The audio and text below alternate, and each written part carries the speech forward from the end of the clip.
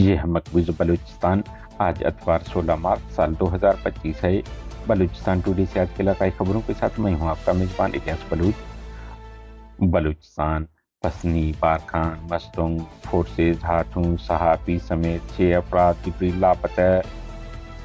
پنجگور میں مسلح افراد نے عبدالحمید نامی شخص کو اغوا کر لیا۔ مزاحمت کرنے پر اس کی بیوی کو قتل کر دیا۔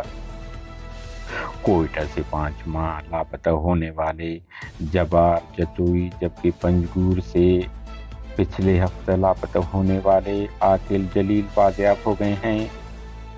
بولان میں فوج کی بربریت جاری، متعدد مقامات پر بمباری کی گئی۔ خضدار کے بعض علاقوں سنی، بانسگیر، جعفر آباد اور کٹھان میں پاکستانی فورسز کی گھر گھر تلاشی کے نام پر درندگی جاری۔ منگچر کوئٹہ سے طلباء کے جبری لاپتگی کے خلاف کراچی کوئٹہ شاہراہ کو بلاک کر دیا گیا۔ کوئٹہ ہمارے پیارے کل تک بازیاب نہیں ہوئے تو جاری دھرنے کو پورے کوئٹہ کے علاوہ دیگر مقامات پر پھیلایا جائے گا۔ Press conference. نال سرکاری گروہ کے کارندوں نے فائرنگ کر کے اسیر رہنما کے بھائی کو قتل کر دیا۔ شاہ جہاں ایک مقامی تاجر اور اپنے خاندان کا واحد کفیل اور سہارا تھا۔ اس کا جرم صرف یہ تھا کہ وہ ایک لاپتہ طالب علم رہنما کے بھائی تھے۔ ڈاکٹر مہرنگ بلوچ۔ قلعہ عبداللہ مسلح افراد نے کاکوزئی قبیلے کے سرکردہ رہنما محمد حنیف کو فائرنگ کر کے قتل کر دیا۔ نصیب اللہ کی بازیابی کے لیے اقدامات کریں، بصورت دیگر بچوں اور خواتین کے ساتھ پنجگور کے مقام پر سی پیک کو بند کر دیا جائے گا۔ لواحقین کی پریس کانفرنس میں اعلان۔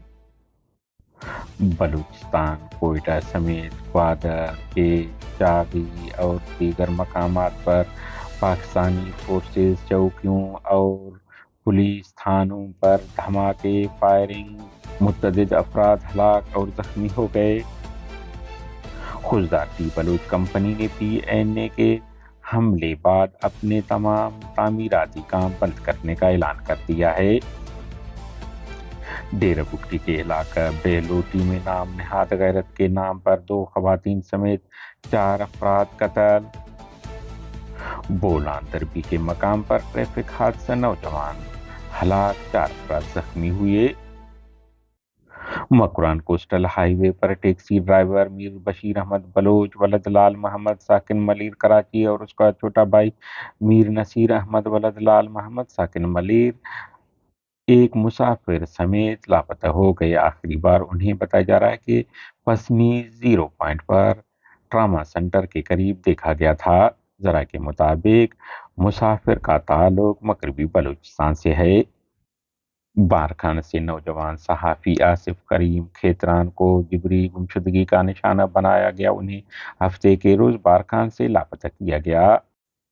بلوچستان کے سیاسی سماجی تنظیموں انسانی حقوق کے کارکنان نے ان کی جبری گمشدگی کی تصدیق کرتے ہوئے مذمت کی ہے، واقعہ کی کہ انہیں بازیاب کیا جائے، جبکہ انسانی حقوق کے لیے کام کرنے والی وکیل ایمان مزاری نے کہا ہے کہ آصف نے انہیں بتایا تھا کہ انہیں فورسز ہراساں کر رہے ہیں اور انہیں لاپتہ کیا جائے گا۔